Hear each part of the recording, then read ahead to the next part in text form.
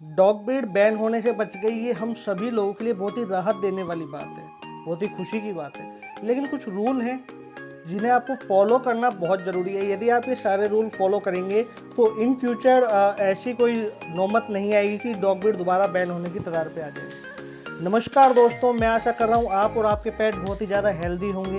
ठीक है, यदि आपको डॉग लेने में कोई कन्फ्यूजन होता है या किसी डॉग से रिलेटेड, किसी एनिमल से रिलेटेड कोई क्वेश्चन दिमाग में आता है तो आप मुझसे पूछ सकते हैं। मेरा नाम गौरव है, मैं एक एनिमल बिहेवियरिस्ट हूँ। यदि आप इस चैनल पर पहली बार आए हैं तो चैनल को सब्सक्राइब जरूर कीजिए। तो बात करते हैं क्या रूल है, किस तरीके से उनको फॉलो करना है। ठीक है, तो सबसे पहले जो आपका डॉग है, ठीक है, आपको आपके डॉग के बिहेवियर पे काफ़ी ज़्यादा काम करना पड़ेगा। आपका डॉग एग्रेसिव बिल्कुल भी नहीं होना चाहिए, इस चीज़ का ध्यान रखिए। अपने डॉग को प्रॉपर ट्रेंड करके रखिए। ठीक है, ताकि मान लीजिए कोई कैंपिंग चलती है कि चेक किया जाए कि किन किन लोगों के जो डॉग हैं वो डेंजर्स हैं या अपना एग्रेशन दिखाते हैं, तो उस केस में आपका डॉग और आप दोनों सेफ रहे। तो सबसे पहले आपको आपके डॉग के बिहेवियर पे काम करना है। यदि आपको कोई कंफ्यूजन हो रहा है, कुछ समझ में नहीं आ रहा कि यार मेरा डॉग ऐसा हरकतें क्यों कर रहा है, क्यों इतना डेंजर बन रहा है, या ऐसी हमसे ऐसी क्या गलती हो रही है, तो आप एक अच्छे जो डॉग बिहेवियरिस्ट हैं, एनिमल बिहेवियरिस्ट हैं, उनसे पूछ सकते हैं। यदि आप मुझसे पूछना चाहते हैं तो मुझसे भी पूछ सकते हैं। ठीक है, अगला स्टेप क्या है, अगला रूल क्या है कि कोई ऐसी जैसे मेट्रो सिटी हो गई या ऐसी सोसाइटी जहाँ पे लोग डॉग रखते हैं और हेटर्स भी काफ़ी हैं, या पब्लिक प्लेस हो गया जहाँ पे भीड़ भाड़ ज़्यादा होती है, वहाँ यदि आप अपने डॉग को ले जा रहे हैं तो उसके मुंह पे मजल होना बहुत ज़रूरी है। वो चैन से बंधा होना चाहिए। भले ही आपका डॉग कितना ही ज़्यादा ट्रेंड हो, कितना ही अच्छा उसका नेचर हो, फिर भी डॉग के मुंह पे मजल होना ज़रूरी है और वो चैन से बंधा होना चाहिए। ताकि कभी कभी क्या होता है कि डॉग भले ही कितना अच्छा हो, कितने अच्छे नेचर का हो, लेकिन अपने ओनर की प्रोटेक्शन में या उसको लग रहा है कि कुछ गड़बड़ है मेरे आसपास, तो वो अटैक कर देता है। ये स्वाभाविक चीज़ है उसमें, है ना। तो यदि वो उसके मुंह पे मजल होगा, वो चैन से बंधा होगा, तो किसी को पकड़ नहीं पाएगा, अटैक नहीं कर पाएगा और आप उसको पूरा कंट्रोल में रख सकते हैं। एक चीज़ का ध्यान रखें, मोस्टली क्या होता है, देखा जाता है लोग पट्टा डाल के और नॉर्मली उसको ले जाते हैं डॉग को, तो वो भी गलत है। हार्नेस पहना के आप डॉग को ले जाइए। रूल तो यही कहता है कि आप डॉग को हार्नेस पहनाइए। रीजन इतना सा है कि जब आप डॉग को हार्नेस पहना के ले जाते हैं तो आपका डॉग आपके कंट्रोल में पूरी तरीके से रहता है। ठीक है, अब अगला क्या करना है आपको, आपका डॉग जहाँ से आप पपी परचेज कर रहे हैं या एडॉप्ट कर रहे हैं, वो जगह एक जो क्लब होते हैं, जैसे इंडिया का सबसे बड़ा क्लब है KCI, kennel club of India, या दूसरे जो क्लब हैं उनसे कनेक्ट होना चाहिए। ठीक है, जिस पर्सन से आप ले रहे हैं, जो ब्रीडर है, वो आपको प्रॉपर पेपर दे सके, प्रॉपर आपके पपी की जनरेशन दिखा सके। ठीक है, प्रॉपर आपको समझा सके कि किस ब्लड लाइन का डॉग है। उससे क्या होता है कि यदि मान लो कोई चेक करने आता है आपके डॉग के पेपर, तो आप उसे बता सकते हैं कि ये डॉग इस क्लब से लिया गया है और इसका बिहेवियर एकदम ठीक है। ठीक है, इसका बिहेवियर डेंजरस नहीं है, ये खतरनाक नहीं है। ठीक है, आपको ये गलती नहीं करनी है कि सस्ते के चक्कर में किसी भी नॉन पर्सन से ले लिया, जो नॉन KCI पर्सन है या जो इनलीगल तरीके से ब्रीडिंग कर रहा है उससे ले लिया, पेट शॉप से ले लिया, है ना। तो वहाँ आप सस्ते में डॉग तो ले लोगे, लेकिन जो उसका नेचर है वो एकदम अलग मिलेगा आपको, वो थोड़ा एग्रेसिव मिलता है, बाई बर्थ ही वो एग्रेसिव आते हैं। ठीक है, रीज़न सिंपल सा है कि जो उनके पेरेंट्स हैं वो काफ़ी टॉर्चर करवाए जाते हैं और फिर उनसे ब्रीडिंग होती है, बच्चे आते हैं, तो बच्चों का नेचर ओबियसली ख़राब ही आएगा। तो उस चीज़ का ध्यान रखना, एक पूरी तरीके से वैलिड पर्सन होना चाहिए जिससे आप डॉग ले रहे हैं। अगला काम क्या करना है, आपका जो डॉग है वो नगर निगम में रजिस्टर्ड होना चाहिए। इसमें ज़्यादा कुछ खर्चा नहीं आता। यदि आप एक 20-25 हज़ार का डॉग ओन कर रहे हैं तो आप नॉर्मली 500-600 रुपये लगा के अपने डॉग को रजिस्टर्ड करवा सकते हैं। ठीक है, उससे ये होगा कि कैंपिंग चलती है, कि बीच बीच में चलती रहती है और अब ज़्यादा चलेगी कि जिन डॉग के जो डॉग हैं जिनके ओनर ने उनको रजिस्टर्ड नहीं करवाया नगर निगम में, उनसे उनके डॉग लिए भी जा सकते हैं, या इतना ज़्यादा फाइन लगाया जा सकता है कि आप खुद ही अपने डॉग को छोड़ना पसंद करोगे। ठीक है, बहुत सारे लोग होते हैं जो फाइन के डर से डॉग को छोड़ देते हैं, क्योंकि अभी जब ये बैन वाली सिचुएशन आई थी तो काफ़ी लोगों ने अपने डॉग ऐसे ही रास्ते पे छोड़ दिए थे, जो पूरी तरीके से गलत था। ठीक है, तो आप अपने डॉग को रजिस्टर्ड करवाइए नगर निगम में, ये बहुत ज़्यादा ज़रूरी है, बहुत ज़्यादा। ठीक है, डॉग को यदि आप नगर निगम में रजिस्टर्ड कराएंगे और नगर निगम का ऑफिसर आता है तो उसको ये मालूम रहेगा कि ये डॉग रजिस्टर्ड है, तो इसमें ज़्यादा कोई प्रॉब्लम नहीं होगी। अगला स्टेप क्या उठाना है, अपने डॉग की वैक्सीनेशन प्रॉपर करवानी है।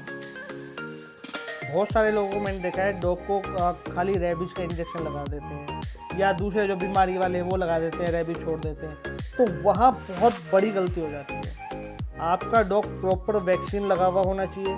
आपके डॉग का जो वैक्सीन कार्ड है वो आपके पास हो, आपके वेटनेरियन के पास हो, ठीक है, ताकि नगर निगम का ऑफिसर अगर आपसे पूछे तो आप भी बता सकें कि मेरा डॉग पूरा वैक्सीन है, ठीक है, इसके वैक्सीन लगे हुए हैं। और जो वेटनेरियन है उससे यदि कंसल्ट करते हैं नगर निगम के ऑफिसर, तो वहाँ भी ये बताया जा सके कि भैया ये डॉग पूरी तरीके से वैक्सीन लगा हुआ है, तो ये कोई सोसाइटी के लिए खराब डॉग नहीं है। ठीक है, तो डॉग को वैक्सीन लगवाना बहुत ज़रूरी है। एक तो देखो रूल तो चलो फॉलो करना ही करना है ना, वैक्सीन लगाना ज़रूरी है। उससे क्या होगा कि अगर हम वैक्सीन लगाते हैं तो हमारा डॉग भी काफ़ी हेल्दी रहेगा, ठीक है, उसमें बार बार बीमारियां नहीं आएंगी, काफ़ी अच्छे तरीके से हमारा डॉग हमारे पास रहेगा। ठीक है, ऐसा नहीं होगा कि डॉग बार बार बीमार पड़ रहा है। और कई बार क्या होता है खेल खेल में डॉग घर में ही छोटे बच्चे हैं या हमें भी दांत लगा देते हैं, तो यदि वैक्सीन होगी तो हमें भी ज़्यादा कोई प्रॉब्लम नहीं आएगी। तो इस चीज़ में अवेयर रहिए, वैक्सीन प्रॉपर अपने डॉग की लगवाइए। यहाँ तक जो काम थे वो सारे पेपर वर्क वाले काम थे, ठीक है, वो थोड़ा आप उनको ईजिली कर पाएंगे।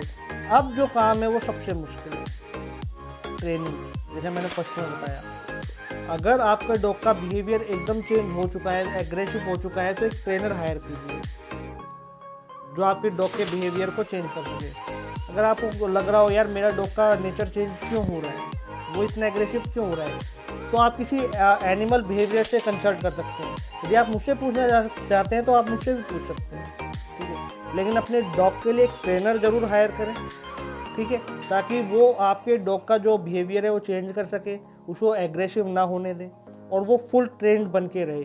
क्योंकि एक ट्रेंड डॉग देखिए, एक तो अच्छा भी लगता है जब वो हमारी बात मानता है, सुनता है, ठीक है, और दूसरी बात ये यदि वो डॉग ट्रेंड होगा तो वो सोसाइटी के लिए ख़राब नहीं होगा।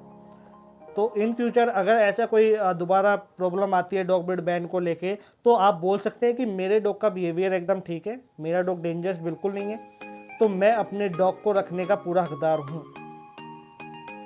तो जो लोग अपने डॉग से प्यार करते हैं, जो चाहते हैं कि हमारे डॉग हमेशा हमारे पास रहे, और जो चाहते हैं कि जो ये ब्रीड है लार्ज डॉग ब्रीड, रॉटविलर, केन कोर्सो टाइप के डॉग वो बैन ना हो, तो उन्हें ये सब काम करने पड़ेंगे। ठीक है, यहाँ तक हमारा काम पूरा हो गया। एक चीज़ का ध्यान रखना, आपका डॉग जिस एरिया में रह रहा है, जिस जगह पे रह रहा है, वो ब्रीड के हिसाब से ही जगह होनी चाहिए। एग्जाम्पल मैं बताता हूँ, जैसे स्मॉल ब्रीड में जो सबसे बड़ा डॉग आता है, लार्ज ब्रीड में नहीं, स्मॉल ब्रीड में बीगल, क्योंकि बाकी जो नॉर्मली डॉग हैं वो उससे छोटे आते हैं। पग हो गया, पग बीगल से छोटा है, पमेरियन छोटा है बीगल से, या शिजू लाशैप, तो सब छोटे आते हैं। तो एक पमेरियन से, एक पग से बीगल तक के जितने भी डॉग हैं वो इजीली फ्लैट में रखे जा सकते हैं, चाहे 2 BH का फ्लैट हो, चाहे 1 BH का फ्लैट हो, कोई प्रॉब्लम नहीं आती। लेकिन जो मीडियम टू लार्ज साइज के डॉग हैं, मतलब जैसे कॉम्पैक्ट साइज के भी डॉग आएंगे, उनसे थोड़े बड़े भी आएंगे। कॉम्पैक्ट साइज में हम बात करें लेब्राडोर, बड़े साइज की हम बात करें तो जर्मन शेफर्ड और रॉटविलर, उनके लिए आपको थोड़ा बड़ा घर चाहिए होता है, एक थोड़ा बैकयार्ड हो, है ना, ताकि ये डॉग फ्रीली घूम सकें, आराम से बैठ सकें, ठीक है, इनको ज़्यादा एंजाइटी ना हो, ज़्यादा इनको चिड़चिड़ापन ना हो, इरिटेशन ना हो कि यार मैं कहाँ बैठा हूँ, है ना, मुझे थोड़ा स्पेस चाहिए, वो चीज़ इनको फील नहीं होनी चाहिए। उसके बाद आते हैं लार्ज डॉग ब्रीड, जिनमें अगर हम स्मॉल से स्टार्ट करें तो डॉबरमैन, डॉग आर्जेंटिनो, केन कोर्सो, ठीक है, या प्रेसा कैनरी हो गया, या ग्रेट डैन हो गया, सबसे large dog breed great Dan हो गया। इनके लिए बहुत बड़े घर चाहिए होते हैं, बड़े फार्म हाउस, है ना, वहाँ ये डॉग रखे जाएँ तो काफ़ी कंफर्टेबल ही रहेंगे और ज़्यादा एग्रेसिव भी नहीं बनेंगे। तो ये तीनों कैटेगरी के जो डॉग्स हैं, इनको कहाँ रखना है ये मैंने आपको अच्छे से समझा दिया, ठीक है। और यदि आपने पहले से रखा हुआ है, जैसे मान लो बहुत सारे ऐसे लोग हैं जो फ्लैट के अंदर रॉटविलर को रख रहे हैं, जर्मन शेफर्ड को रख रहे हैं और डॉग अच्छे से रह रहा है, तो उनको क्या करना है कि डॉग को पार्क में ले जाना है, थोड़ा फिजिकल एक्टिविटीज़ करानी है, वर्कआउट करवाने हैं, वॉक करवाना है, अच्छा, जिससे डॉग जो अपनी एनर्जी है उसको चैनलाइज कर ले, है ना, डॉग के अंदर एनर्जी गेन ना हो सके, ठीक है, क्योंकि यदि एनर्जी गेन होगी तो एग्रेशन आएगा, ठीक है, तो वो आराम से वर्कआउट करके अपनी पूरी एनर्जी जो है वो वेस्ट कर सके उस चीज़ के अंदर। उसे डॉग भी हेल्दी रहेगा, डॉग एग्रेसिव भी नहीं बनेगा। ठीक है, अब यहाँ तक ये चीज़ें समझ में आ गई। अब कुछ लोग ऐसे होंगे जो बोल रहे होंगे कि कॉम्पैक्ट साइज में या स्मॉल साइज में कुछ डॉग ब्रीड ऐसी भी हैं जो बहुत ही ज़्यादा डेंजरस हैं, लाइक पिटबुल या बुल टेर, ठीक है, या गुल टेर।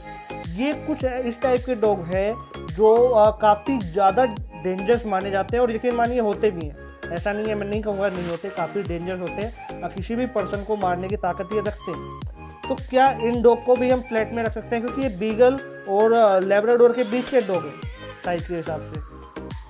तो ये जो एग्रेसिव डॉग हैं, ये टेरियर ग्रुप के डॉग हैं या फाइटिंग लाइन के जो डॉग हैं, इनका एनर्जी लेवल बहुत ज़्यादा आता है। तो इनकी जो काउंटिंग होती है वो लार्ज डॉग ब्रीड में होती है। ये स्मॉल ब्रीड या मीडियम साइज के ब्रीड में इनकी काउंटिंग नहीं होगी। तो जो लोग सोच रहे थे कि शायद हमारा पिटबुल या बुल टेर फ्लैट में रह सकता होगा या छोटे घर में रह सकता होगा, तो नहीं होगा ये पॉसिबल।